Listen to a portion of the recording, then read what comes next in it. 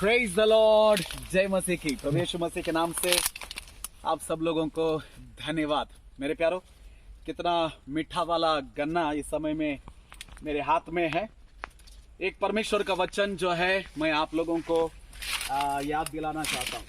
पहला सामुएल और उसका पहला अध्याय, पहला सामुएल उसका पहला अध्याय, हन्ना के जीवन के बारे में हम लोग देखते हैं।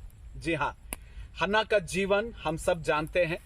उसके पति को 2 पत्नियां रहते हैं, मगर हन्ना का गर्भ परमेश्वर बंद किया रहता है। और उस समय में हन्ना अपने पति को देखकर कहती है कि मुझे संतान चाहिए, क्योंकि मेरी सौतन जो है वो हमेशा मुझे चिढ़ाती रहती है। उसका पति कहता है अगर परमेश्वर ना दे तो मैं कहां से दूंगा। जी हाँ मेरे प्यारो, तेरे मेरे जीवन में एक बात हमें ये जानना जरूरी है, जब तक परमेश्वर आशीष देता नहीं है तब तक इंसान का मदद व्यर्थ है। जब तक परमेश्वर हमारे जीवन में चमत्कार नहीं करेगा तब तक सब कुछ व्यर्थ है। जब तक परमेश्वर हमारे आशीषों के गर्भ को नहीं खोलेंगे, जब तक परमेश्वर चमत्कारों का दरवाजा हमारे जिंदगी में नहीं खोलेंगे, तब तक इंसानों का मदद व्यर्थ है, इंसानों का इन्फ्लुएंस व्यर्थ है, धन दौलत व्यर्थ है।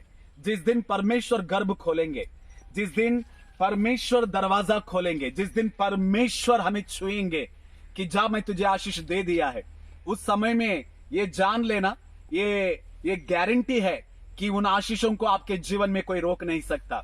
इसीलिए हन्ना को पता चल गया था कि उसकी आशीषें इंसान से नहीं मगर परमेश्वर ही देने के लिए जा रहा है। इसीलिए हन्ना ने क्या किया पता है आपको? हन्ना वो दौड़कर परमेश्वर के मंदिर में चली गई। वो दौड़कर परमेश्वर की उपस्थिति में गई, आंसुओं के साथ प्रार्थना किया, रोकर प्रार्थना किया, गिड़गिड़ाकर प्रार्थना किया, और परमेश्वर का वादा एली के जरिए हन्ना के पास आया, जा सुकून से जा, परमेश्वर ने तेरा प्रार्थना सुन लिया है, अगला साल तेरा गर्भ भी भरेगा। हालेलुया। जी हाँ, इंसानों के वजह से आशीष नहीं आएगा, मगर जब परमेश्वर के उपस्थिति में जाएंगे, परमेश्वर के सन्निधान में जाएंगे, परमेश्वर हमसे बातें करेंगे, सुकून से रहना, क्योंकि परमेश्वर ने तेरे आंसुओं को देख लिया है। और आखिर में एक बात मैं आप लोगों को इस समय में एक गन्ने के खेत में रुककर मैं आप लोगों को ये बोलना चाहता हूं। कितना खूबसूरत खेत है, आप लोग देख सकते हैं।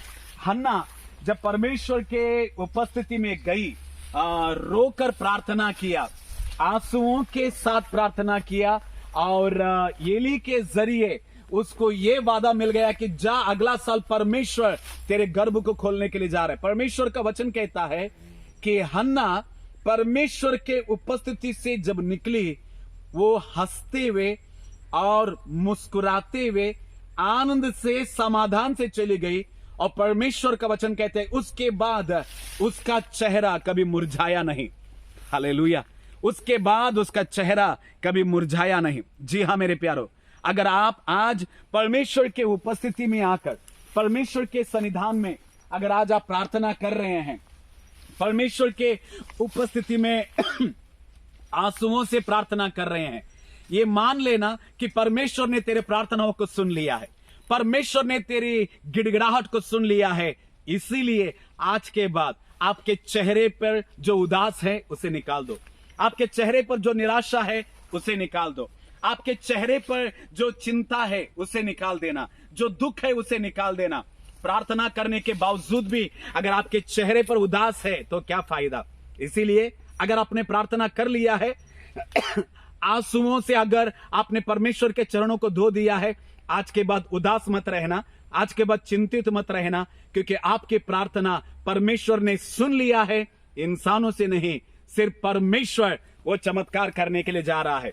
जिस तरह ये मीठा वाला गन्ना मेरे हाथ में है, उसी तरह मिठास का जिंदगी परमेश्वर आपको देने के लिए जा रहा है। उदास मत रहना, क्योंकि हन्ना का चेहरा उसके बाद में कभी उदास नहीं था। आज के बाद आप भी उदास मत रहना, क्योंकि परमेश्वर आपके जीवन में बड़ा चमत्कार करने के लिए जा रहा है। God bless you.